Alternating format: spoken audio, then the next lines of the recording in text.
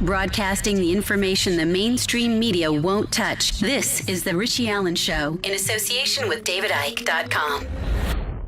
Ordinarily, we do a news roundup now, and we hear clips and bits and bobs of various things making the news ordinarily. But what I wanted to talk about in this particular monologue, as it approaches 9 minutes past the hour, I wanted to talk about the former First Minister of Northern Ireland and former IRA commander Martin McGuinness, who died today, age 66. He had a rare heart condition, apparently. And as I speak with you, I believe there is a mass taking place in Derry. News outlets were showing photographs and video footage of his coffin as it was taken to Derry today. And I've been watching it very carefully. The way Martin McGuinness's death is being reported in the media, I've been watching that pretty carefully all day long. Carefully? What do I mean by carefully? I've been paying attention to it because it brought back a lot of memories for me. Okay? Now, I've mentioned on this program before, I'm a Republican. I've talked, not often now, I've not talked very often about this, but about my belief, about my opinions on the partitioning of Ireland. It shouldn't have happened. It shouldn't ever have been allowed to happen. And I've talked about the treachery of Eamon de Valera and all that on this programme on occasion before, but not very often. There was a show I did last March 27th, and just in case I was contradicted, I looked up the date. Last March 27th, 2016, I talked a lot about how the island of Ireland came to be partitioned and all of that. So it did happen, and the consequences for Irish Catholics in the north of Ireland would be profound. The decision by De Valera to sell out Michael Collins and to eventually agree to the Irish Free State and all of that. You know this, you know your history. I'm not going to bore you with it because we don't have time for a history lesson anyway. Profound consequences for Catholics in the north, and that's not being discussed today. We're hearing from the families of people who died in Warrington, in Guildford, in Birmingham, and in Enniskillen. And those people are proclaiming Martin McGuinness to be a terrorist and a murderer. There is no way I would ever dare to argue with the families of people who died. How could you? If they want to go on television and on radio and speak about Martin McGuinness, they've earned the right to, and their opinion matters, and I'm not going to argue with them at all. So you have people who suffered at the hands of the IRA, and on the other side you have politicians and you have journalists talking about him in a favourable light, I suppose, talking about his contribution to the peace process in Northern Ireland. In fact, the BBC is getting widely criticised on social media today for alleged bias. They're saying the BBC are even comparing McGuinness to Mandela. Now, I didn't notice that today. I didn't hear McGuinness and Mandela's names being mentioned in the same sentence. There are similarities in the lives of McGuinness and Mandela, but I'm not going to get into that today. What's not being discussed then today? What isn't being discussed? And I suppose that's our job. It's why we set up. This is the Richie Allen Show. We boast, telling you the things the mainstream media don't want you to know. What are they not discussing today? Well, they're not discussing what life was like for Catholics, nationalists in Northern Ireland in the 1950s, 1960s, 1970s. They're not. Now, Martin McGuinness was born in 1951, in case, like me, you couldn't do the maths and you had to get a calculator out and figure it out. He was 66 when he died today. He was born in 1951. What was life like for Catholics in Northern Ireland? It was horrendous. It was horrendous. Now, some of you are going to throw all sorts of abuse at me, and I'm going to take it. I have no problems with that. Much of what I'm about to tell you is fact. Some of it is opinion. There was widespread discrimination against Catholics in Northern Ireland in the years after the partition of my country. There's no doubt about that. Against Catholics in employment, in housing, education, voting rights. There's no doubt about that at all. Young Catholic men and women had, I'm going to be fair and say they had little prospect of a job in the public sector or the private sector. And they had little chance at all of getting a house from their local authority. Why was that? Well, because at the time, only ratepayers or house renters had the right to vote. So it was made difficult and in some cases impossible for nationalists, for Catholics to have a house.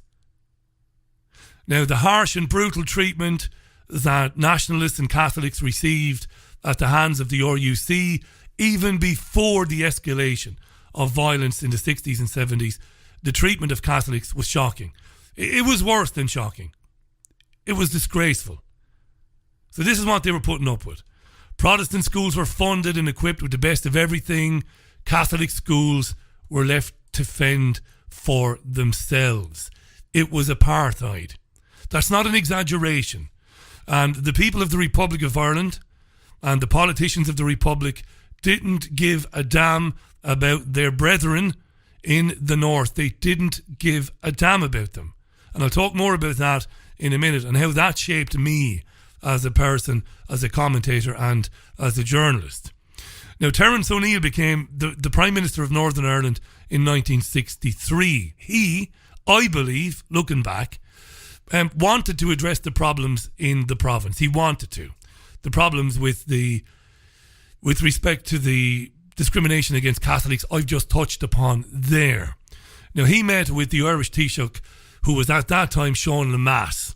In fact, it was an amazing thing that it was the first time in 40 years that such a meeting had taken place. It was unthinkable that the Prime Minister, the Taoiseach in Dublin, would meet with the Prime Minister of Northern Ireland. So for the first time in 40 years, they began to talk about the problems facing Catholics in the 6 counties. Now, Unionists didn't like it at all. And violence finally erupted in 1966. Now, some of you will tweet me and you will email me saying, you're leaving stuff out, you're being selective. I'm not. I'm synopsising as best as I can. Violence erupted in 1966. There was the twin 50th anniversaries of the Battle of the Somme and the Easter Rising. Major milestones for the Catholic and Protestant communities, no doubt about it. Okay? There was rioting and civil disorder in May and June, and that was because of the murder of 2 Catholics and a Protestant by a loyalist terror group called the Ulster Volunteer Force. To skip on, we saw civil rights marches in 1968. Civil rights marches for the rights of Catholics and nationalists. They were met with absolute brutality by the RUC. They were. There's no disputing that. Now, the Prime Minister, Terence O'Neill, he didn't last very long after that. He resigned, in fact, in 1969. Those civil rights marches continued anyway, and the police were absolutely brutal. Now, O'Neill was replaced by a guy called James Chichester Clark. Interestingly enough, Clark wanted to continue the reforms started by O'Neill. He wanted to. He wanted to set up bodies to allocate council housing. He wanted to investigate the cycle of violence, and he wanted to look at policing. He also wanted to look at recommendations to disband the hated B Specials auxiliaries.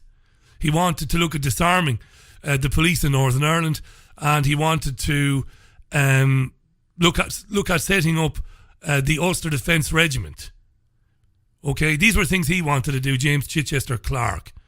Loyalists were outraged. And they responded with more violence. The violence was horrendous. There were attacks on a huge scale of Catholic homes. Many Catholic homes were burned to the ground, and the RUC did very little to stop any of this. Nothing. So where were the IRA in all of this at that time in the late 1960s? Well, in the 60s they were fairly inactive, pretty much inactive. They had abandoned their last campaign of violence, I think, what was that, 1961, 62. Internment at that time and other measures had kind of softened them. But in the late 1960s, particularly in 1969, the more militant provisional IRA broke away from the official IRA.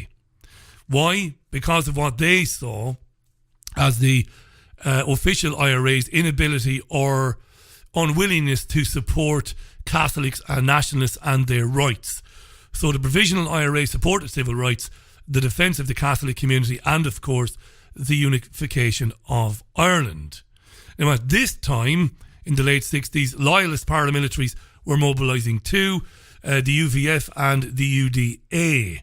Now these paramilitaries were supported by the British Army, undoubtedly, and by British intelligence.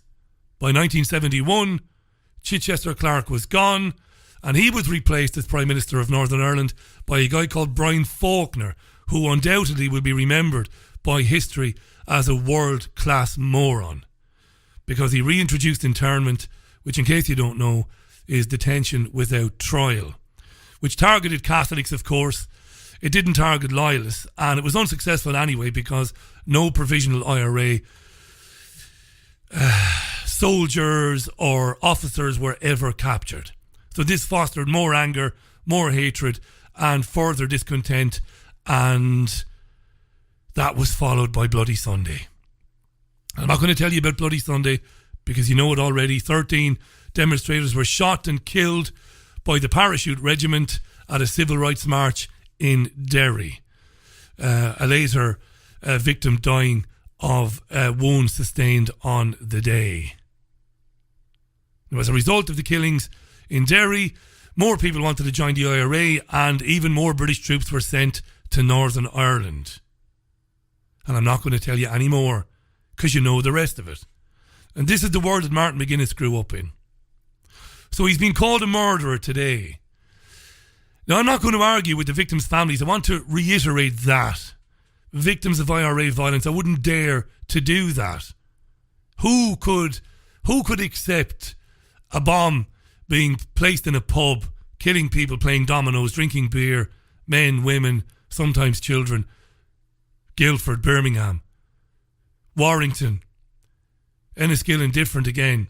Who could stand over that? I'm not standing over it. But I've been looking at this for years and years. The apartheid I described earlier on, the brutal existence endured by Catholics, the apathy in Dublin, the tyrannical Royal Ulster Constabulary, the indifference in London, the failure of the police in Northern Ireland to stop Catholic houses being burned, and Bloody Sunday. All of this, in my opinion, made violent struggle inevitable. And I've been speaking to people today, a number of different people, including my friend and colleague Aidan Hewitt, who said a child murderer is a child murderer, full stop. And if it was your sister, your brother, your cousin, your mother, your father, nobody can argue with you.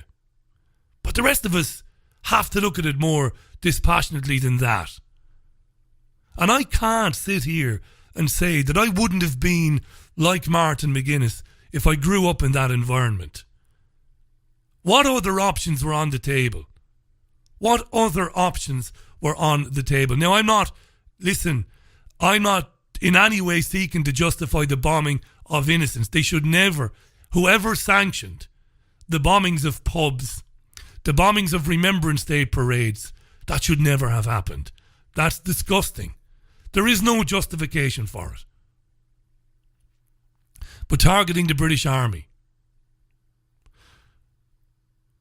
how could I say that I wouldn't have been like that growing up in that environment? I can't. They had no other option. You know, growing up in Waterford City in Ireland, which might as well have been a million miles away, because we didn't obviously experience any of that. What was it, 140 miles, 150 miles away? Might as well have been a million miles away. Nobody cared. And I grew up influenced and angry. I became incredibly angry listening to Fianna Fáil and Fine Gael, the two main parties in Ireland, bitterly condemning the IRA and Sinn Féin at every opportunity, speaking about Republicans in the north like they were vermin, something you'd scrape off your shoe. This was politicians in the Republic of Ireland. And the police in Waterford City, in Cork, in Dublin, in Limerick, in Kerry, following people who were members of Sinn Féin, stalking them, harassing them. Fianna Fáil, the faux Republican Party, deserters and traitors, never gave a damn about what was happening to Irish men and women a few miles up the road. Maybe if they did, maybe, we wouldn't have had the mindless violence that we had for so many years. Their hero, Eamon de Valera, the greatest traitor in Irish history, selling out Michael Collins and the people of Ireland. Sickening. And I'm going to go back to Guildford, Warrington, Birmingham, Enniskillen. Sickening, horrifying, unimaginable. I'll come up with more adjectives if you want. You couldn't make a case for that. And I'll not argue with the victims' families bitterly condemning Martin McGuinness today. I will not. But the British Empire was worse. It drove nationalists like McGuinness to take up arms against them. And terrible, terrible things happen in a time of war. Of course, the media here in the UK and in the Republic of Ireland didn't tell you war was going on. It was black and white. Terrorists, insurgents were causing chaos in the north of Ireland. No, they were at war. And you know Bashar al-Assad is under duress in Syria. I was thinking today, foreign agents trying to destroy his country. He is rightfully defending Syria's integrity, right? But when the Syrian army capture jihadists, Wahhabi lunatics, do you think they're not torturing them? Do you think they're not behaving barbarically? Because they are. Some of them are. Of course they are. And agents of the IRA did terrible things to people. Terrible things. And I believe today, as much as I believed yesterday, and as much as I believed 10 years ago and 15 years ago. And I'll take your criticism for it. The monstrous, murderous, tyrannical British Empire take full responsibility for the deaths of its own citizens. In my opinion. I've interviewed McGuinness and Adams over the years. I believe in taking up arms against their oppressors in the north of Ireland, they did what they were forced to do. Horrifying as it was. The bombing of pensioners, the bombing of people in pubs, can't legislate. You can't accept that. You can't accept it. You can never tolerate that, whoever sanctioned it. But this is what happens when people are brutalised, when they are humiliated, when they are starved, when they are made second-class citizens in their own country. It was inevitable. But I say what I always said about McGuinness and Adams. When devolution happened and when the Assembly was formed, they should have disappeared off the face of the earth. I believe that. I've always said it. Anybody involved in what they call the armed struggle shouldn't be involved in frontline politics in 2017. They shouldn't be. And that goes for Gerry Adams as well. Because if you had just a smidgen of compassion for the people who lost their lives and their families, you would say, this is where we are now. There's no need for me. And you'd move on, off into the sunset and retire. And let nationalists with no connections to that time, and that goes for loyalists as well, with no connection to the time of violence and murder and the unspeakable things that were done on both sides, you'd say to them, you don't have any place now in public life. Therefore, you should gracefully bow out and get out of the limelight. And I said that years ago, and I'll say it today. So it's complicated. Like I said, on the one hand, he was a murderer and a terrorist. I'm not going to criticise the people who say that. On the other hand, you have people saying he did a lot in after the Good Friday Agreement to bring about that which we saw 10 years ago, which was power sharing in the north of Ireland. But the truth, of course, as always, is somewhere in the middle. And what's not been spoken about today, and I'm just going to finish on this for the moment, are the conditions in Northern Ireland that spawned people like Martin McGuinness and others. This is the Richie Allen Show, broadcasting live on davidicke.com, Fab Radio 2, TuneIn Radio, of course, as well, my own website. And I do recommend you bookmark davidicke.com/headlines. Going to take a very quick break. Back in a minute with more, and I'll give you an update on Microsoft and the Microsoft products. Back in a minute. Have you lost access to important data from a computer hard drive, mobile phone, or other storage device? Maybe you have a broken hard drive containing years of information, or a smartphone that no longer works from which you'd like the pictures, movies, and chats recovered.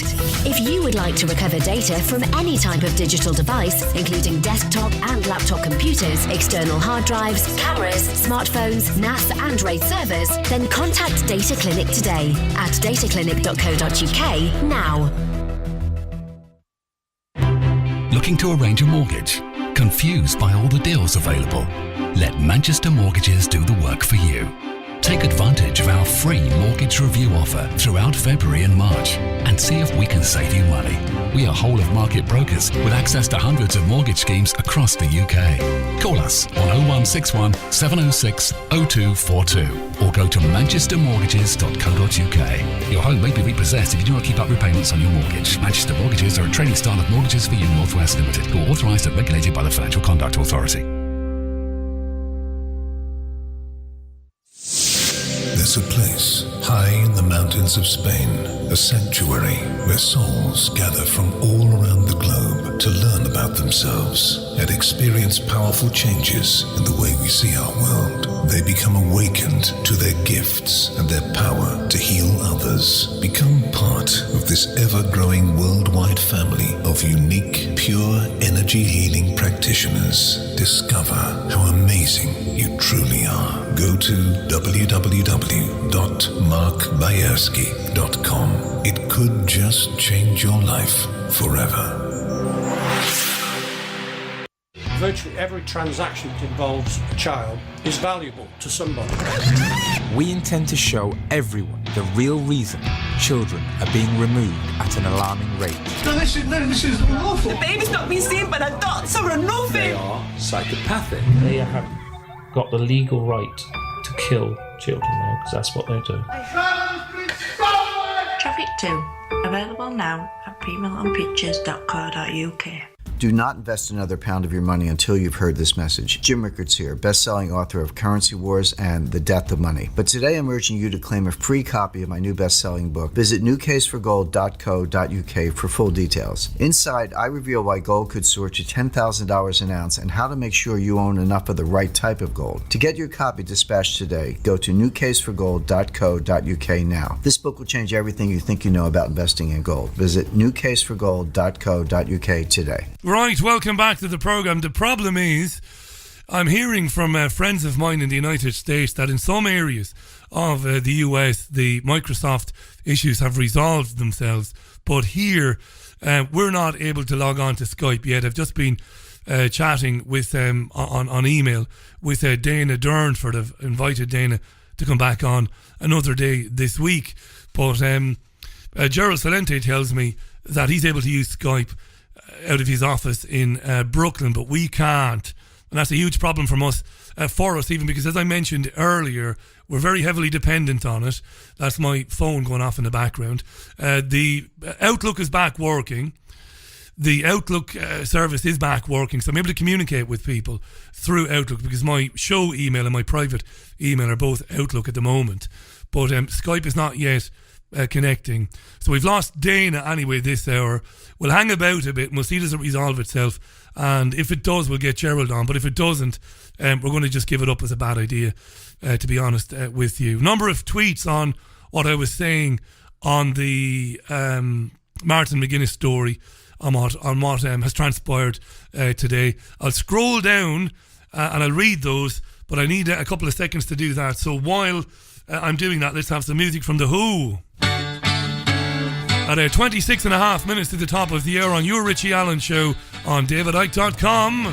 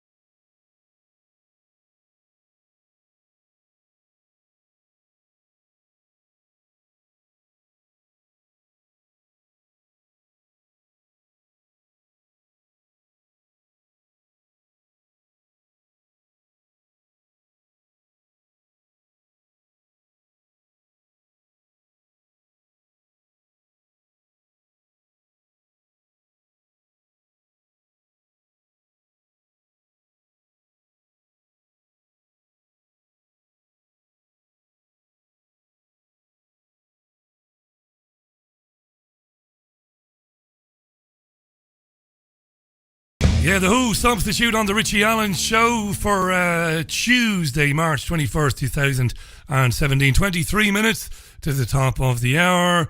We're having one of those days. One of those days, my friend, when things go wrong, but it's completely out of our control or beyond our control. Microsoft reporting problems from about 5:30 p.m. London time today. And apparently those problems going away in certain other parts of the world, but not here yet. We're heavily dependent on Skype, not only to Skype people, but to phone people with on as well, long distance. We've got a couple of phone accounts with them, only for thrifty purposes, for the purposes of being thrifty, because long distance phone calls through BT or another provider, the cost is astronomical. To Australia, New Zealand, the United States, Europe, and of course we speak to people all over the world, so we're very heavily dependent on that. Hotmail is back, Outlook is back, but as of yet we haven't got Skype. So Dana Durnford has accepted our apologies and will be back on the programme maybe tomorrow, all going well, and we're hoping that this problem, whatever it is, will resolve itself in time for me to speak with Gerald Salente just after the top of the hour. Now, if we don't, I'm going to bid you adieu. I'm going to bid you adieu because I don't fancy sitting here playing music and talking to myself. I don't fancy it. Right? Might have to do it maybe. I don't know. We'll see how it goes anyway. We'll crack on. Number of you coming in on the very end of my thoughts on Martin McGuinness, whom I interviewed a few years ago when I was in Spain, on the radio in Spain. Spoke to him for about 25 minutes, the only time I ever interviewed him. I interviewed Adams many years before that, and it was a longer interview, and I've interviewed many men and women from various parts of nationalist communities in Northern Ireland over the years, and I've interviewed people from the other side as well. Martin McGuinness passed away this morning, aged 66. Interesting that the BBC are being accused of bias and of fawning over him and his memory. Some people are alleging online that they even compared him to Nelson Mandela. Now, I don't know if that's true. I spent a lot of time looking at this today, but I didn't hear anybody mention Martin McGuinness and Nelson Mandela in the same sentence. So he was taken to Derry this evening. Presumably he will be laid to rest tomorrow. I should have that information actually. I'm a little bit lax there. I guess it would be tomorrow. It does, not to be in any way disrespectful, and I don't want to sound disrespectful, but having lived in Spain for a number of years, having lived in the UK for a number of years, things are very different in terms of the haste at which, or with which, people are laid to rest in Ireland, in the Republic of Ireland anyway. When somebody dies, if they die in the AM, there's usually a mass in the PM.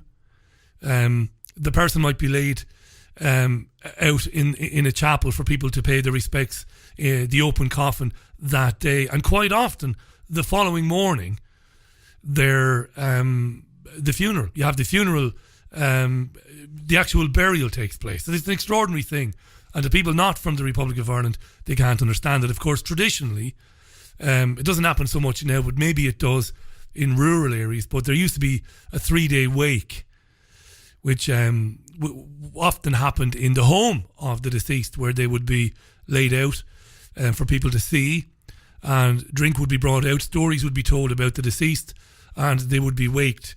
But in the UK, it takes quite a few days before somebody is finally laid to rest. And in Spain, if I remember as well, it's several days as well. But it's pretty quick in the Republic of Ireland. I don't know if that means anything to you, but there you are. You can tweet this programme at any time. It's at Richie Allen Show on Twitter, Richie at richieallen.co.uk. That is my email address. Now, an interesting lady will join me tomorrow, very interesting woman. The journalist, Julie Kelly, the reporter Julie Kelly, fascinating woman, is going to be on the programme tomorrow. And amongst the things she'll be discussing with me, she'll be discussing GMOs, and she'll also talk about climate change. Marvellous woman. Came across a few news stories where she was mentioned, gave her a quick message on social media, and she very graciously said she'd come on. She's pretty well known in eastern parts of the US. So Julie Kelly will join us tomorrow, and hopefully we'll have Dana Durnford as well. All going well if this bloody problem sorts itself out. 17 minutes past, or even 17 minutes to the top of the hour. I've been trying to scroll down on Twitter to read some of your comments. Pineal gland. I love these pseudonyms on Twitter. Says, talk about David Rockefeller passing. In fact, I got a few emails that were pretty critical of me not mentioning the death of David Rockefeller yesterday. I'm a bit weird like that. There wasn't very much I could add to the death of David Rockefeller. There wasn't very much I could say about him that I haven't said before in terms of his affiliation with nefarious characters in the Rothschild family, the things that they've been up to over the years. I just didn't see the point, and I didn't have much time to get into it anyway. David Rockefeller yesterday, who did die, aged 101, had several transplants as far as I know. There's not much to add to it. Yes, there was a lot of things unknown about David Rockefeller, at least anyway, through mainstream media sources. But through great researchers like David and others, we came to know a lot about the Rockefellers, the Rothschild lackeys, the crimes of the Rockefellers and whatnot. I just didn't see any point in getting into it yesterday. Now, Jane, nice to hear from you, Jane. Take up arms against invaders, yes, says Jane. But when you torture and murder unarmed civilians, you cross the line, all sympathy gone.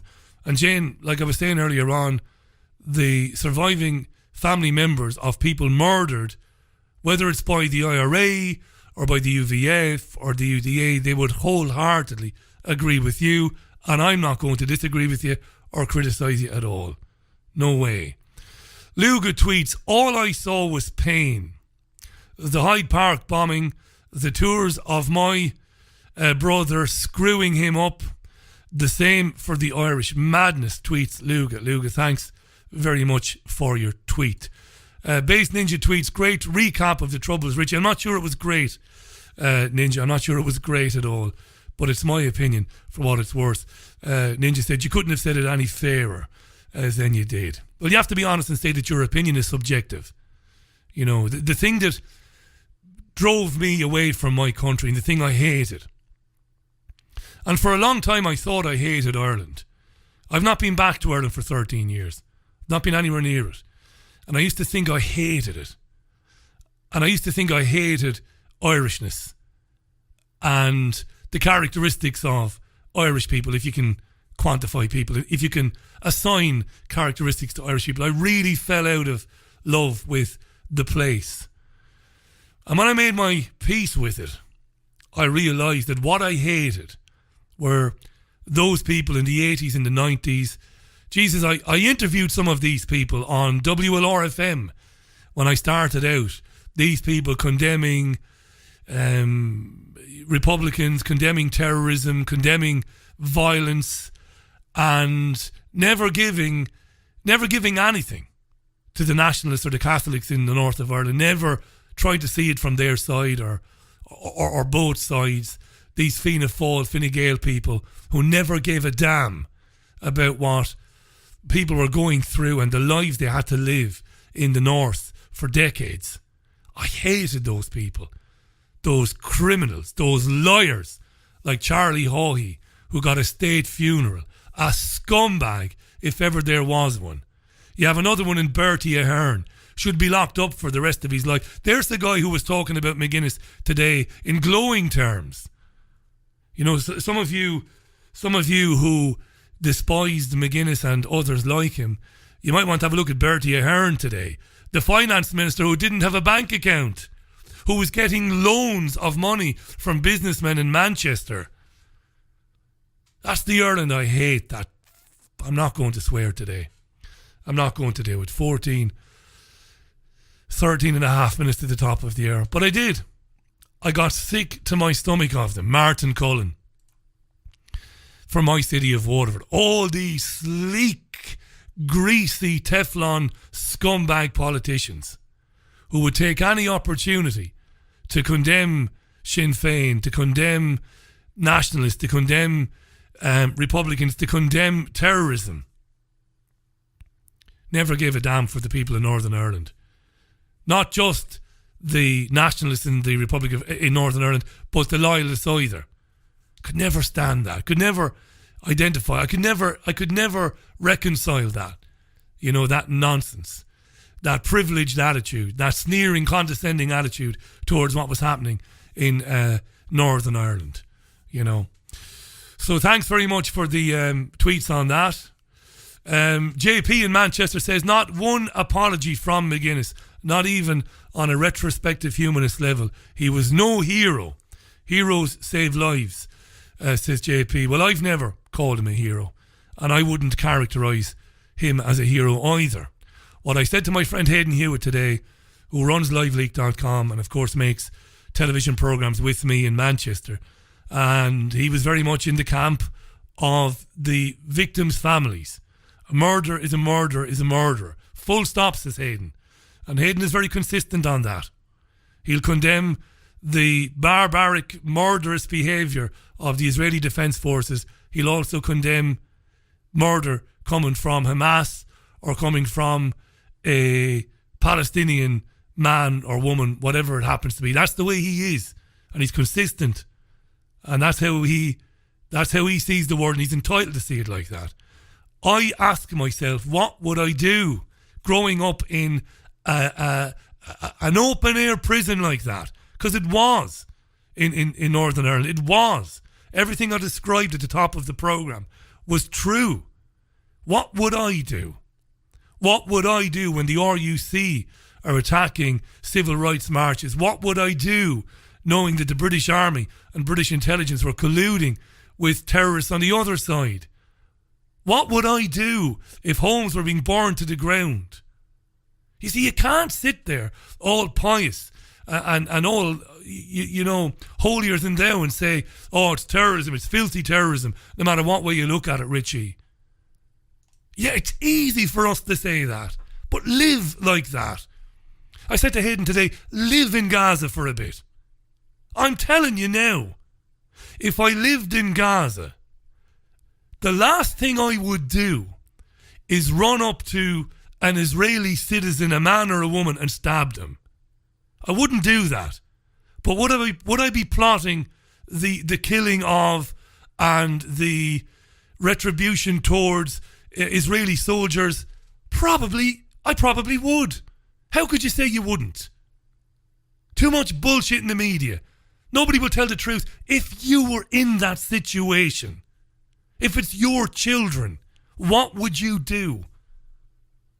You know, I'm not saying he's a hero or Adams. I said a long time ago they should have fecked off away from public life many years ago. That would have shown some compassion for the victims on all sides of the divide. Right, we feel strongly that we had to do what we did, but we accept it's time now to bow out of public life. And they didn't do that. And I think that was terribly wrong. There are some excellent young men and women in politics in Northern Ireland, loyalist politicians and Republican politicians, excellent men and women, and they are not tainted by the associations with paramilitary groups. They are not.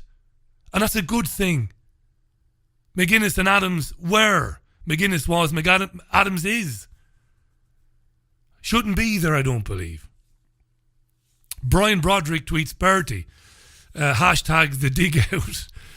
D tweets, it's the state and the so-called elite politicians, but the people and the culture of my Irishness I do love, says D there. Yvonne tweets, and don't forget the church, Richie, don't forget the church. Yeah. What did Catherine Corliss say on the programme last week or the week before? This is the thing I hated so much about my homeland.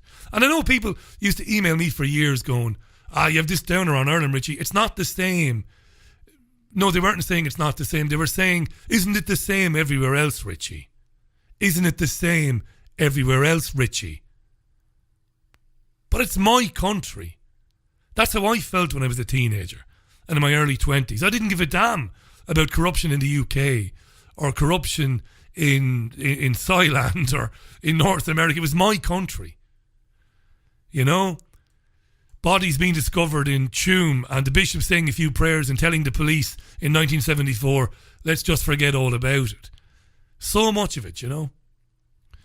I accept everybody's opinion on the death of Martin McGuinness, and I'll read out tweets and emails no matter what they're saying on it, because ultimately nobody's right and nobody's wrong.